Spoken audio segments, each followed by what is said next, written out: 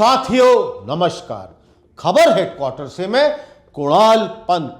साथियों, उत्तर प्रदेश की राजनीति में एक बार फिर हलचल तेज हो गई है। 2027 विधानसभा चुनाव भले ही अभी दूर हो, लेकिन सियासी जमीन अभी से तैयार की जा रही है। इस बार चर्चा के केंद्र में है मायावती और उनकी पार्टी बहुजन समाज पार्टी, जो लंबे समय से सत्ता से बाहर है और अब वापसी की रणनीति पर काम कर रही है। पिछले 2 विधानसभा चुनावों में बीएसपी का प्रदर्शन बेहद कमजोर रहा। 2017 में करारी हार और 2022 में पार्टी का लगभग सिमट जाना इस बात का संकेत था कि उसका पारंपरिक वोट बैंक बिखर चुका है। लेकिन मायावती राजनीति की अनुभवी खिलाड़ी रही हुई हैं। 2007 में उन्होंने जिस सोशल इंजीनियरिंग मॉडल के जरिए पूर्ण बहुमत हासिल किया था, यानी कि दलित ब्राह्मण मुस्लिम समीकरण, उसी फॉर्मूले को अब नए सिरे से जिंदा करने की कोशिश दिख रही है। हाल के महीनों में पार्टी की गतिविधियों पर नजर डालें तो साफ संकेत मिलता है कि ब्राह्मण समुदाय को साधने पर विशेष जोर है। संगठन में ब्राह्मण चेहरों को आगे लाया भी जा रहा है।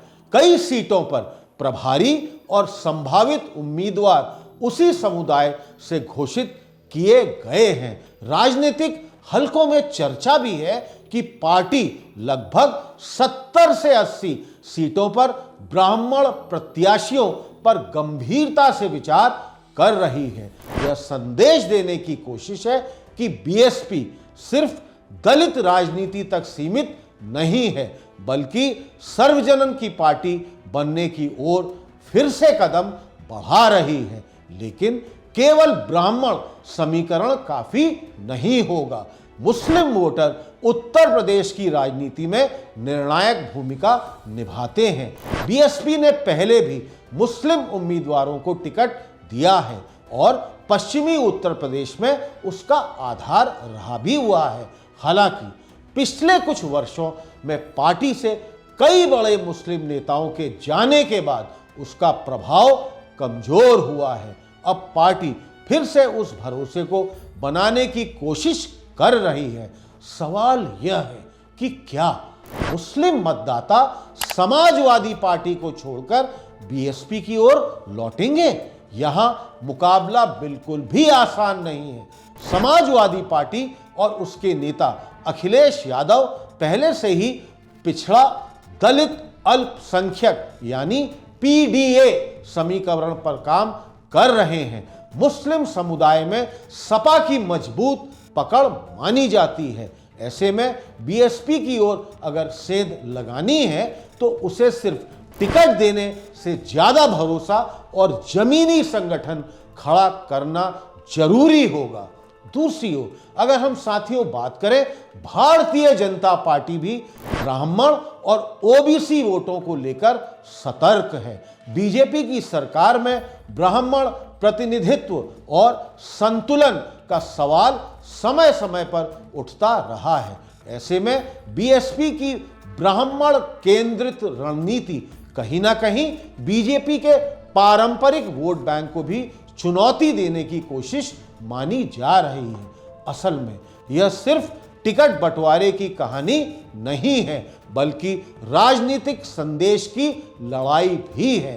मायावती यह संकेत देना चाहती है कि बीएसपी अभी भी प्रासंगिक है, उसके पास स्पष्ट सामाजिक समीकरण है और वह 2027 में मुकाबले से बाहर बिल्कुल भी नहीं है। शुरुआती स्तर पर संभावित उम्मीदवारों की घोषणा, संगठन में फेरबदल और अलग अलग समुदायों का सम्मेलन, यह सब मिशन 2027 की जमीन तैयार करने की कवायद का एक हिस्सा माना जा रहा है। लेकिन राजनीति में फॉर्मूला दोहराना आसान बिल्कुल भी नहीं होता।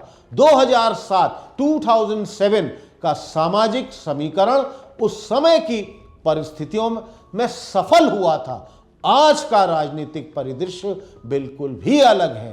मतदाता अधिक बटे हुए हैं, क्षेत्रीय दलों की स्थिति बदली है और राष्ट्रीय मुद्दों का प्रभाव भी ज्यादा है। ऐसे में यह देखना दिलचस्प होगा कि क्या ब्राह्मण मुस्लिम दलित संतुलन बीएसपी को एक बार फिर सत्ता की दौड़ में ले पाएगा या नहीं। एक बात तो तय है, उत्तर प्रदेश की राजनीति में मायावती अभी भी खेल से बाहर नहीं है। 2027 का चुनाव जैसे जैसे नजदीक आएगा, यह सामाजिक समीकरण और ज्यादा स्पष्ट होगा। अब सवाल यही है, क्या बीएसपी का यह नया पुराना दांव यूपी की सत्ता की दिशा बदल पाएगा या नहीं। साथियों, कैसा लगा आज का हमारा ये वीडियो? इसी तरह के वीडियोस देखने के लिए आप हमारे इस चैनल खबर हेडक्वार्टर को अधिक से अधिक संख्या में सब्सक्राइब करिए, बेल आइकन दबाइए, इसे लाइक करिए और हाँ साथियों, लगातार आप हमको अपने कमेंट्स पोस्ट करते रहिए। बहुत बहुत धन्यवाद।